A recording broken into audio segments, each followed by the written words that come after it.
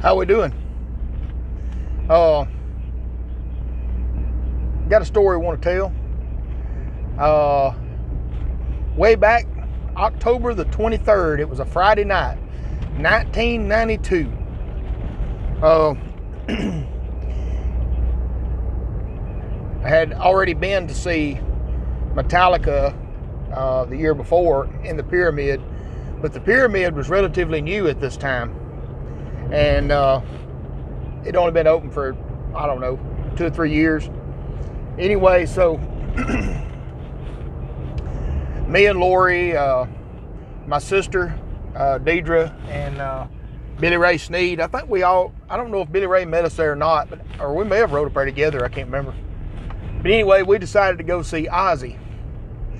And of course, it was my second time to see Ozzy. And he was, Zakk Wylde, of course, playing guitar for him by then. And but it was me, Lori, Deidre, and Billy Ray. I'm not sure who else was there. But it was in the Pyramid.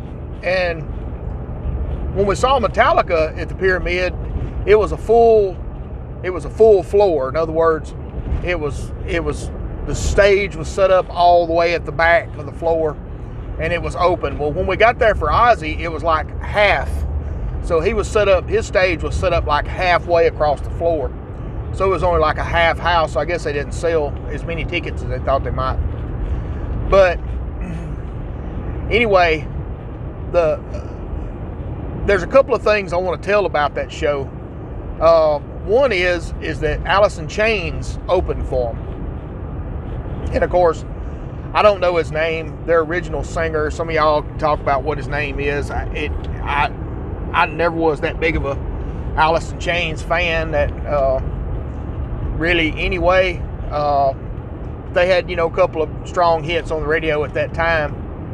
But now I will have to admit something about this guy. I don't know how bad he was pressured or how he, I don't know. But I do know there was good about him and then there was bad. Okay.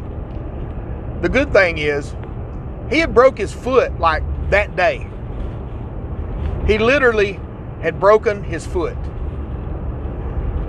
And he comes out there, he used both a wheelchair and crutches, and was going ahead doing the show with a broke foot. And I'm talking about his singing, spot on. I mean, sounded just like the CD. I mean, no qualms about it. I'm talking about dude was singing it out there. I'm talking about he was putting the notes out there and everything. Now the bad. Obviously, now that's the way it seemed to me. Some people may say, well, don't judge. Well, obviously to me, he was on pain meds pretty heavy.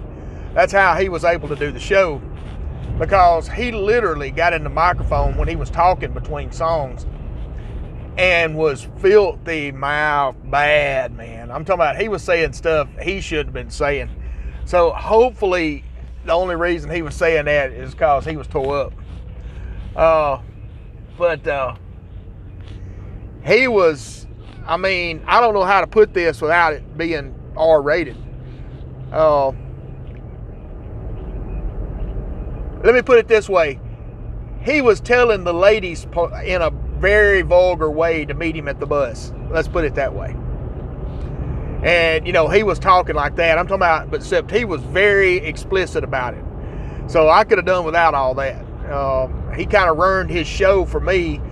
I was kind of giving him a kudos for actually still performing, even though he had broken his foot. But then him getting up there and talking like he did in the microphone and everything, I was like, you shouldn't be doing this. So anyway, they get off the stage. I don't remember anybody else opening, so I guess it was just Alice in Chains open for Ozzy. And Ozzy comes out playing. And they got a great stage show. Of course, Zakk Wylde's real good, especially in those days, man. He was just killer. He didn't even wear a shirt back then. He'd come out with his big six-pack and He, didn't wear a shirt, wear this big leather belt, girdle looking thing and all this. I mean, he was freaking cool, had the hair and everything. And they played, and we couldn't believe it.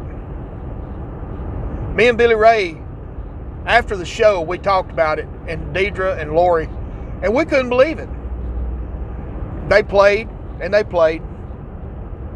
I think they come out for an encore, done another song. But the one thing that was so devastating on a Friday night, October the 23rd, 1992, was I went to see Ozzy Osbourne, and he did not do Crazy Train. Come on now. He didn't play Crazy Train. We couldn't believe it. We were like, what? Ozzy, that's like Leonard Skinner not doing Freebird. I mean, come on now. Ozzy didn't do Crazy Train. Man, I couldn't believe it. I was just like, whoa, don't tell me that I have come to see Ozzy Osbourne at the Pyramid in Memphis, Tennessee, and he did not do Crazy Train. Well, it's funny, we couldn't believe it. We were both shocked and devastated. But other than that, it was a real good show. They had the big screens, the big TV screens. And now, for those of y'all that we used to be technically challenged in 92.